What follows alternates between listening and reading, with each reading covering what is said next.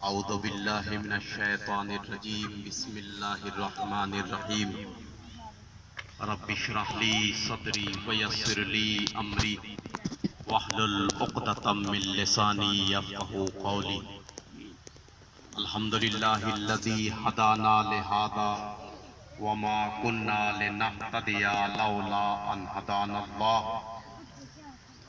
لقد جاءت رسل ربنا بالحق الصلاة والسلام والتحیت والاکرام علی مولانا و مقتدانا و شفیعنا و ذنوبنا ابی القاسم محمد و آلہ الطیبین الطاہرین و اصحابہ المنتجبین اما بعد فقد قال رسول صلی اللہ علیہ وآلہ وسلم ان الحسین مصباح الہدی و سفینۃ النجاۃ۔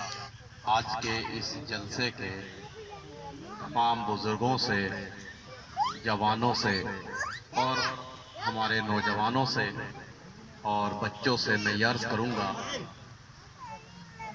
کہ اگر ہو سکے تو اندر تشریف لے آئیں، چاہے کرسی سمیت آ جائیں، کوئی ایسی بات نہیں ہے، کرسی بھی اندر لا سکتے ہیں تاکہ بھیگنے سے کچھ بچ جائے۔ آئیے اندر آ جائیے۔ جو نوجوان باہر بھیگ رہے ہیں ان سے گزارش ہے اگر زحمت نہ ہو تو بہرحال بارش یہ آپ کا امتحان اور ہمارا خاص کر امتحان لینے کے لیے آئی ہے۔ جو شخص بندوں کا شکریہ ادا نہیں کرتا وہ کبھی اپنے رب کا شکریہ ادا کرنا نہیں جانتا۔ لہذا جتنے لوگ یہاں آئے ہیں، مجھے پتا ہے میں بھی ایک کسان کا بیٹا ہوں، کھیتی کا وقت ہے، کھاد ڈالنے کا وقت ہے، گھر میں خواتین کو کام ہے، بہنوں کو کام رہتا ہے، سب مردوں کو کھیت سنبھالنا پڑتا ہے، لیکن اس کے باوجود آپ یہاں پر تشریف لائے ہیں۔ سب کا دل کی گہرائیوں سے شکریہ ادا کرتے ہیں اور دعا کرتے ہیں امام حسین پاک کے نانا کے صدقے سب کی فصل اچھی ہو، سب کے گھروں میں تندرستی ہو، بیماریاں دور ہو۔ دیکھیے میرے دوستو، یہ جو بارش آئی ہے نا، یہ جو پانی آیا ہے، اس پانی سے حسین کا ایک سمپرک ہے۔ میں انشاءاللہ وہ آپ سے بیان کروں گا۔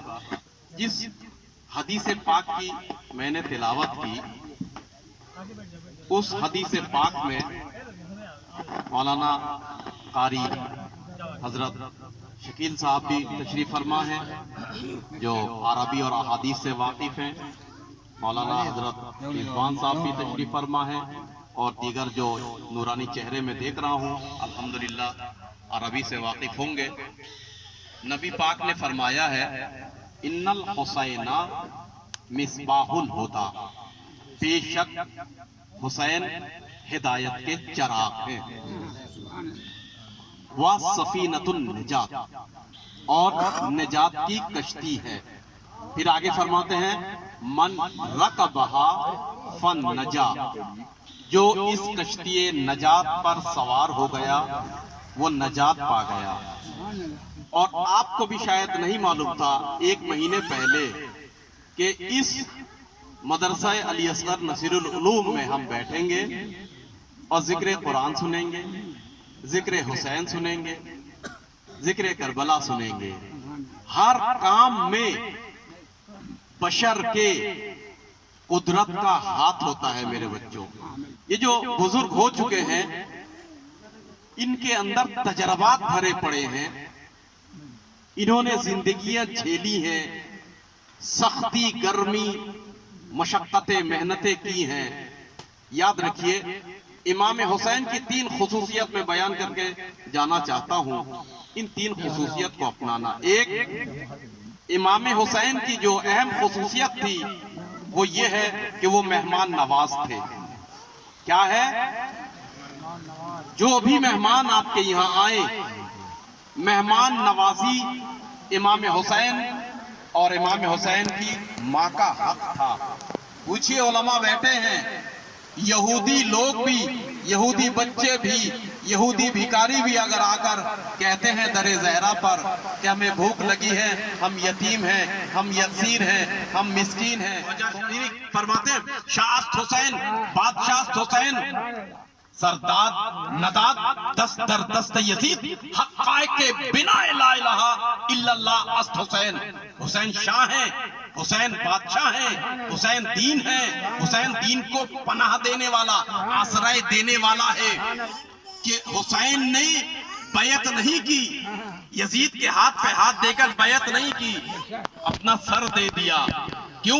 इसलिए कि हुसैन ला इलाहा इल्लल्लाह की बुनियाद है, फाउंडर है। ला इलाहा इल्लल्लाह कहना आसान है, मगर ला इलाहा इल्लल्लाह को कायम करना बड़ा मुश्किल है। हुसैन ने करबला में ला इलाहा इल्लल्लाह को कायम किया है। तीर, नेज़ा, तलवार, जुल्म, अत्याचार के खिलाफ सीना लेकर खड़े हो गए।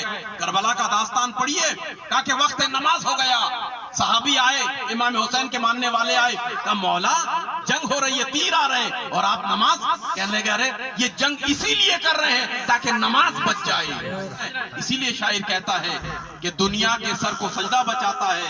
मैं नस्र में पढ़ रहा हूँ और हुसैन के सर ने तमाम सजदों को बचाया है। मेरे दोस्तों, मेरे अजीजों, तमाम किताबें भरी पड़ी हैं, तारीख अबी मिखनफ से लेकर, इब्ने मुकर्रम से लेकर, तारीख तबरी से लेकर, जितनी भी तवारीख की आपको किताब मिलेगी, करबला की तारीख से खाली नहीं है। हुसैन इब्ने अली का जिक्र करना सवाब का काम है। आप जो यहाँ बैठे हुए हैं, हो सकता है भीग रहे हो, मगर यकीन मानिए नूर से भीग रहे हैं। मैं लॉन्ग नहीं करना चाहता हूं, वरना एक एक की नेपाली जबान में इमाम हुसैन अलैहिस्सलाम की बायोग्राफी, जीवनी, जिंदगी पहली मर्तबा, बहरहाल जिसको चाहिए वो ले सकते हैं डॉक्टर नूर मोहम्मद साहब से। मैं ये अर्ज करना चाहता हूं, हम लोगों का सबका एक फरीजा है हुसैन के ऊपर। क्यों? इसलिए कि हुसैनियत के ऊपर अगर कोई है तो वो जिंदा है। जैसे कि हजरत ने भी फरमाया, यजीदियत मिट गई मगर हुसैनियत जिंदा है। और यकीन मानिए हुसैन का नाम लीजिए तो आप भी इज्जत से रहेंगे। आज मैंने जो कहा था उसको कंटिन्यू करूं, जो आज 1400 साल से हम देख रहे हैं, जहां भी जुल्म होता है वहां हुसैनी खड़ा हो जाता है।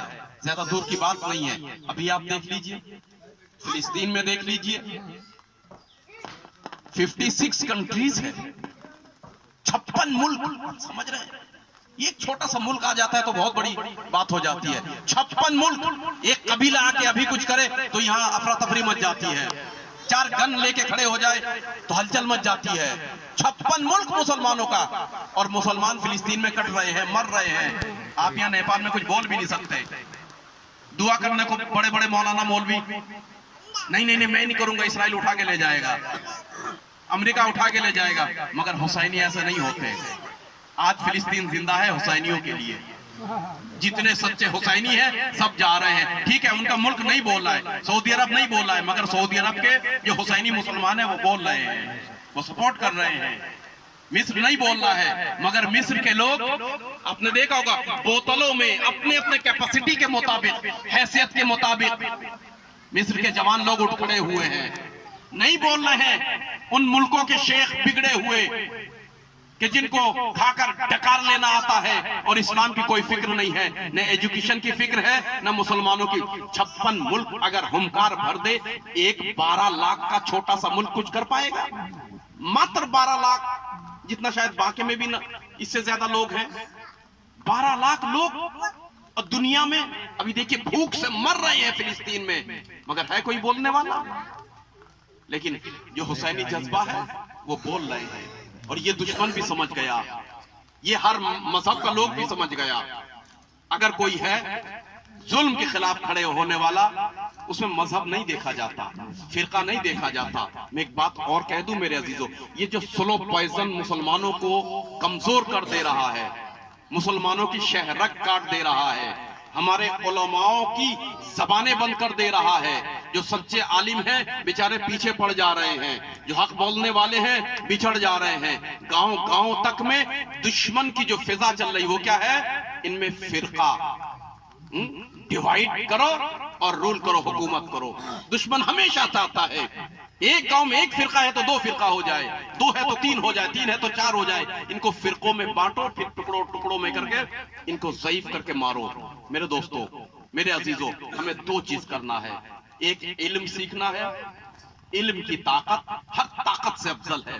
یقین مانو، فلسطین میں اتنا اتیاچار، اتنا ظلم، اتنا سب کچھ ہونے کے بعد فلسطین کے لوگوں کے پاس انہوں نے پڑھنا نہیں چھوڑا۔ جھونپڑیوں میں رہتے ہیں مگر یونیورسٹی کے سلیبس کی کتابیں وہاں پڑھائی جاتی ہے۔ یہی وجہ ہے، اگر موبائل وغیرہ ہے تو جان رہے ہوں گے کہ وہ جو پائپ سادھارن ہوتا ہے جس سے پانی چلتا ہے، 303 کی گولی تک نہیں چل پاتی، پھٹ جاتا ہے وہ پائپ، اسی پائپ کو کاٹ کر بسم اللہ کہہ کے میزائل بنا رہے ہیں۔ وہ سپر پاور گھبرا رہا ہے جو اسٹیل کے بور والے، 12 بور والے گولی چلانے والے، کہ وہ بھی پھٹ جا رہے ہیں، اور ان کے پاس کیا ٹیکنالوجی ہے۔ میرے عزیزوں، میرے دوستوں، مجھے ایک بات کہنی ہے۔ فلسطین کے لوگوں نے، بچوں نے ہمیں یہ سکھایا ہے کہ جھوپڑی ضرور ہو تمہاری مگر وہاں پڑھ سکتے ہو، یونیورسٹی کے بچے تیار کر سکتے ہو۔ اگر قوم کو آگے بڑھانا ہو تو علم کو آگے بڑھاؤ، پڑھاؤ، چاہے 3 وقت کے بجائے 1 وقت کھانا کھلاؤ، مگر اپنے بچوں کو پڑھاؤ۔ اس سے دیش بھی خوش رہے گا، دیش کی بھی ترقی ہوگی، سماج کی ترقی ہوگی، گھر کی ترقی ہوگی۔ ہمیں جاہل امتی نہیں چاہیے، جاہل امتی نبی کو پسند نہیں ہے۔ المومنو قیسن، نبی فرماتے ہیں مومن پڑھا لکھا دانشمند ہوتا۔ میرے چھوٹے چھوٹے بچوں اور بچیاں، ماں بہنیں جو یہاں بیٹھے ہوئے ہیں، ہم جو یہ بول رہے ہیں ہر چیز کا اثر ہوتا ہے۔ مولانا سے پوچھئے، لوگ لاتے ہیں پانی، کہاں سے لاتے ہیں؟ نلکے سے نا، اپنے گھر سے، پائپ سے، بوتل سے، جیسے بھی۔ بھئی وہ پانی مولانا کے سامنے سے لا کر واپس لے جاؤ، پلاؤ اپنے بچوں کو۔ بولا نہیں، شفا نہیں ہوگا۔ کیوں؟ جب تک مولانا اس میں پڑھ کر دم نہ کر دیں۔ تو اس کا مطلب جو پڑھ رہے ہیں اس کا اثر ہے۔ میں بھی جو یہاں پڑھ رہا ہوں نا، آپ کو نہیں اور ہم کو نہیں سمجھ میں آ رہا ہے، یہ رہتی دنیا قیامت تک یہ باتیں سنی جا رہی ہیں، لکھی جا رہی ہیں۔ کون بول رہا ہے، کون پڑھ رہا ہے، ان فضاؤں میں، ان درختوں میں سبحٌ قدوس کی صدائے ہوتی ہے۔ حسین منی و انا من الحسین۔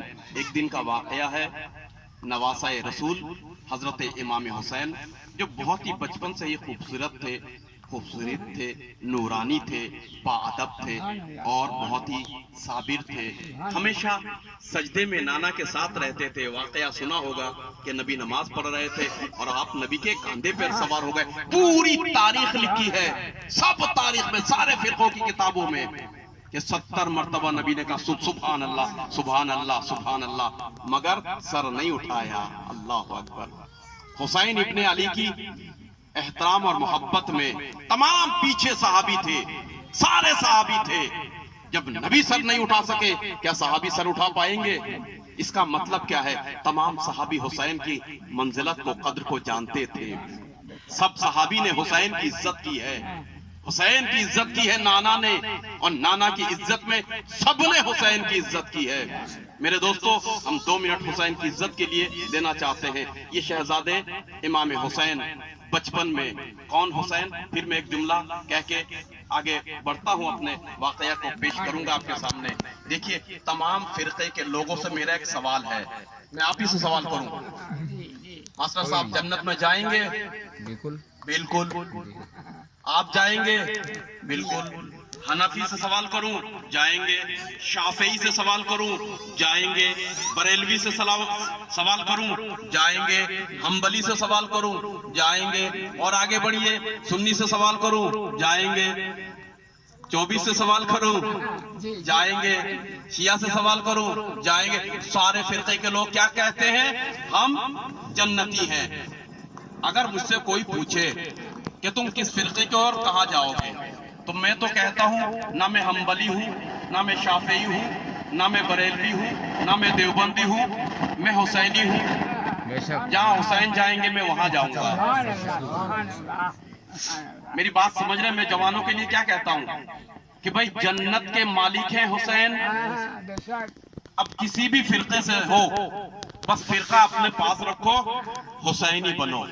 مطلب کیا ہے؟ جہاں ظلم ہو مت دیکھو کہ وہ فلاں مذہب کا ہے، ظالم کے مقابلے میں کھڑے ہو جاؤ، مظلوم کے ساتھ ہو جاؤ.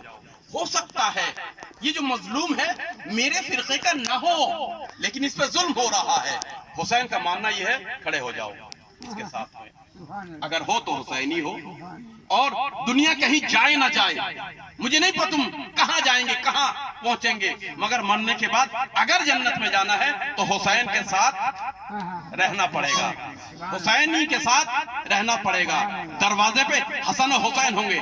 الحسن والحسین سیدا شباب اہل الجنہ، ایک دم موثق روایت ہے.